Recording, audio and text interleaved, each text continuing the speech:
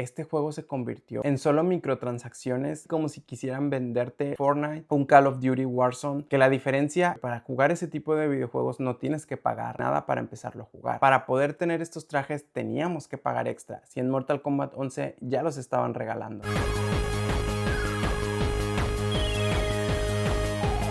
Bienvenidos al canal, soy MrDGames por si es la primera vez que me están viendo y hoy quiero hablar de uno de los videojuegos más polémicos en los últimos años. Estamos hablando de Mortal Kombat 1, que vendría siendo la 12ª entrega. Fue lanzado hace casi 3 años, de septiembre del 2023, y muchos de nosotros teníamos expectativas, ya que NetherRealm Studios, que viene siendo Warner Bros., quien es la propietaria de esta franquicia tan exitosa, ya nos había dado diferentes entregas que habían alcanzado el éxito, desde Mortal Kombat 9, que fue, por así decirlo, como el primer reboot de la franquicia a partir de que fue adquirido por Warner Bros. Nos entregaron la 9ª entrega allá por el 2011, la 10ª en el 2015, la 11ª en el 2019 y la última entrega en el 2023, repitiendo un patrón de entregarnos un videojuego cada 4 años, y al menos para mí y según las ventas de cada uno de estos videojuegos ha llevado a la franquicia a ser muy exitosa. Pero ¿qué es lo que pasó con este juego que a mucha gente no le gustó? Y es que quiero empezar este video hablando con las grandes expectativas que teníamos cada uno de nosotros, porque al momento de ver los trailers, cuando se empezó a mostrar y presentar todo este videojuego, uno quedaba impresionado con los gráficos que mostraba y muchos de nosotros nos intrigaba saber hacia dónde se iba a dirigir la franquicia, porque al menos en el anterior videojuego que estamos hablando de Mortal Kombat 11 se daba a mostrar que iba a ser un reinicio nuevamente. Esta última entrega, que por así decirlo vendría siendo Mortal Kombat 12, pasó a llamarse Mortal Kombat 1, reiniciando totalmente la franquicia y mostrándonos nuevas mecánicas, una nueva historia, nuevos personajes